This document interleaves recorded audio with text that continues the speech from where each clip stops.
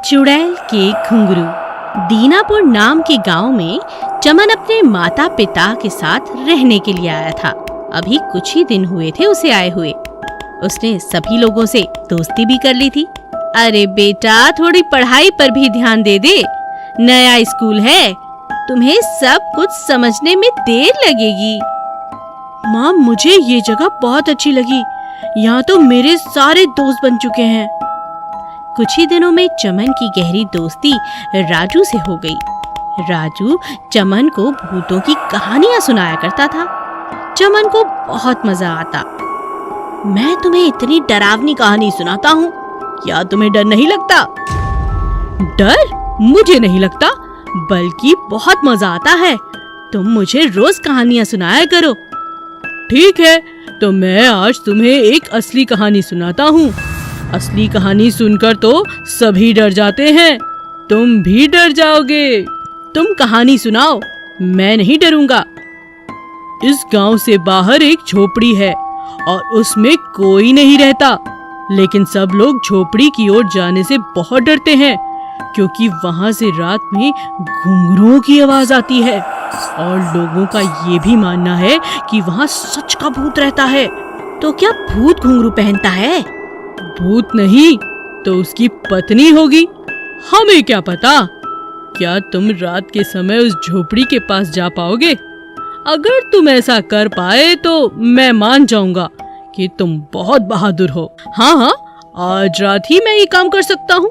उस रात चमन और राजू सबके सोने के बाद चुपचाप घर से बाहर निकलकर उस झोपड़ी के नजदीक पहुँच जाते हैं।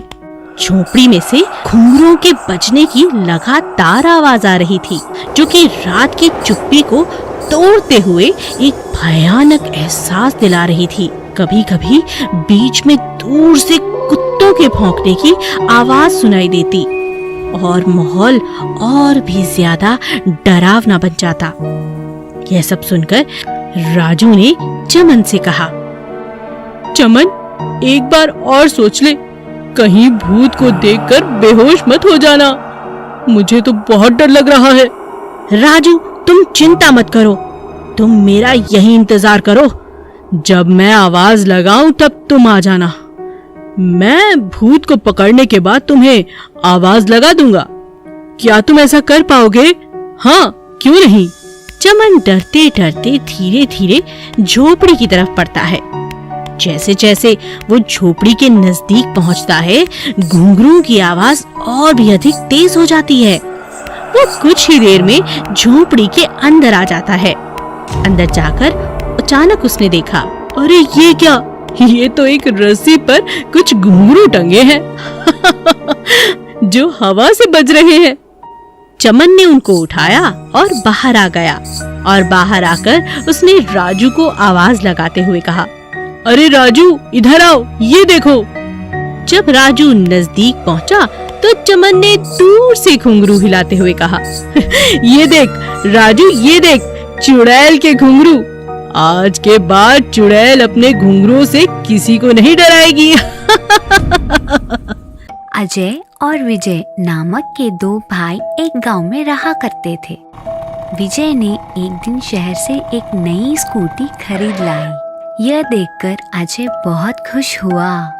कैसी है भाई मेरा नई स्कूटी? चलो मेरे साथ कहीं घूम कर आते हैं। तब अजय विजय के पीछे बैठ गया और दोनों हाईवे की तरफ निकल पड़े। थोड़ी दूर जाते ही अजय को सड़क के किनारे एक खूबसूरत औरत खड़ी हुई दिखाई दी। तुरंत ही विजय को उसने लड़की के पास गाड़ी रोकने के लिए कहा, आप कहें तो आपको हम लिफ्ट दे दें। चलो मेरे पीछे बैठ जाओ, मजे करेंगे। नहीं भाई, मेरा नई स्कूटी खराब हो जाएगा और इस औरत को बिठाने के लिए जगह भी नहीं है। चलो चलते हैं। तुम किसी काम का नहीं हो, तुम स्कूटी मुझे दे दो और तुम पैदल घर चले जाओ। मैं इस औरत के साथ मजे करके ही लौटूंगा।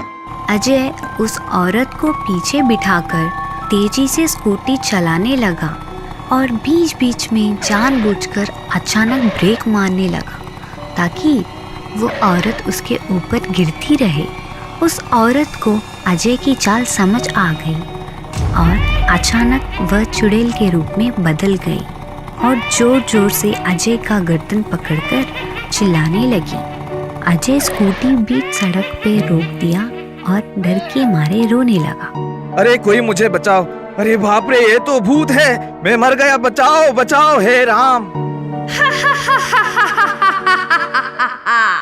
तुम्हें बचाने यहाँ कोई नहीं आएगा।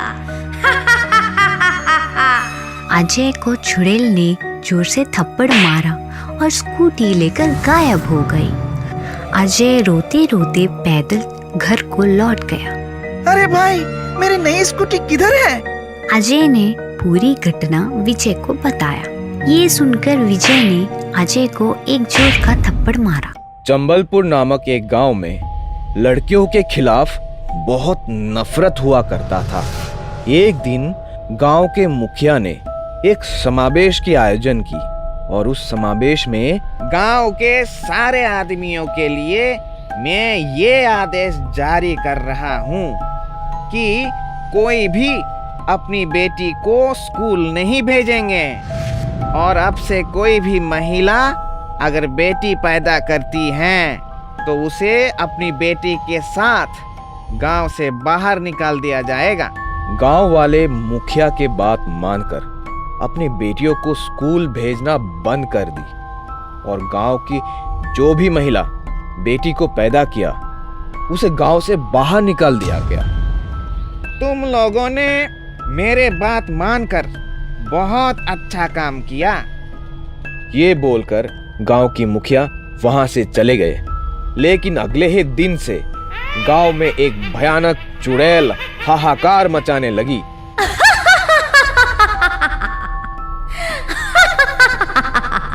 मैं तुम आदमियों को खा जाऊंगी, तुम्हारा खून पीऊंगी।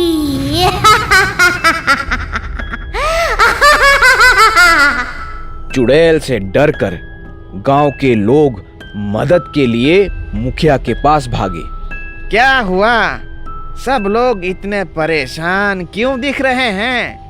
तब सबने मिलकर मुखिया को चुड़ैल की हरकतों के बारे में बता दी। तब मुखिया गुस्से में आकर उस चुड़ैल की सामना करने के लिए निकल पड़े। ए चुड़ैल, तुम मेरे गांव के आदमियों को क्यों तंग कर रही हो? तुम्हें क्या चाहिए? मैं तो तुम्हारी इंतजार कर रही थी, बेवकूफ।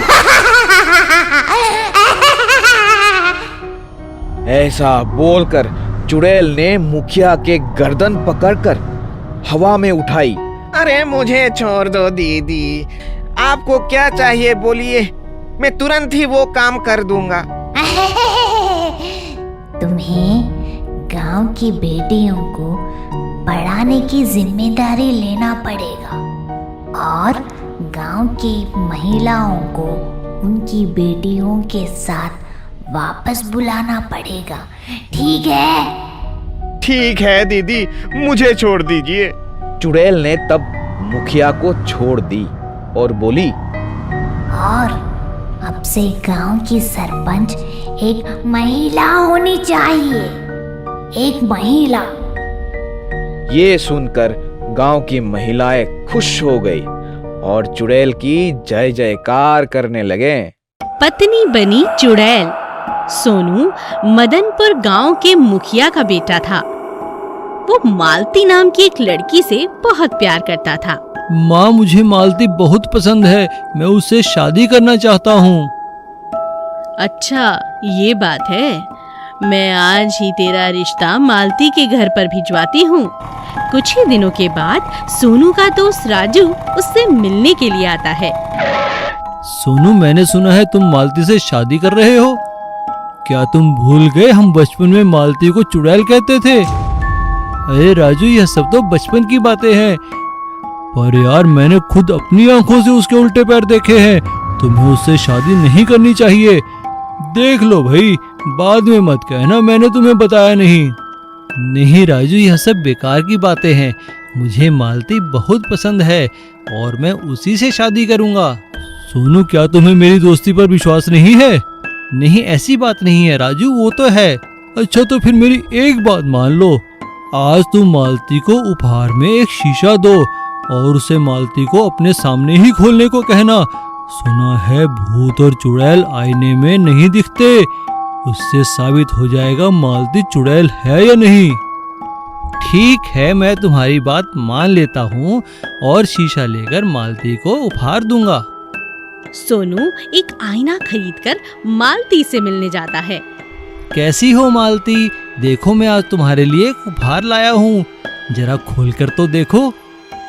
मालती ने जैसे ही आईने को खोलकर देखा, उसमें उसका असली रूप दिखाई दे गया। वह मालती के रूप में एक भयानक चुड़ैल थी। मालती को चुड़ैल रूप में देखकर सोनू बहुत डर जाता है। इसी कोशिश में मालती रूपी चुड़ैल उसके सामने आकर खड़ी हो जाती है।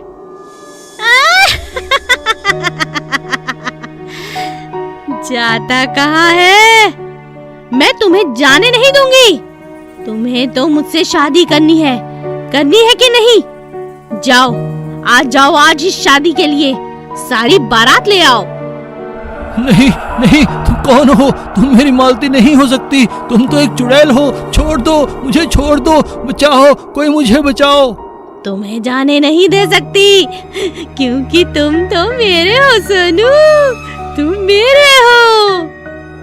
बचाओ, कोई तो बचाओ, अरे बचाओ। और इस तरह चुड़ैल सोनू को लेकर उसी शीशे में समा जाती है और कहीं गायब हो जाती है। उस दिन से आज तक मालती और सोनू चुड़ैल पति पत्नी के रूप में जाने जाते हैं।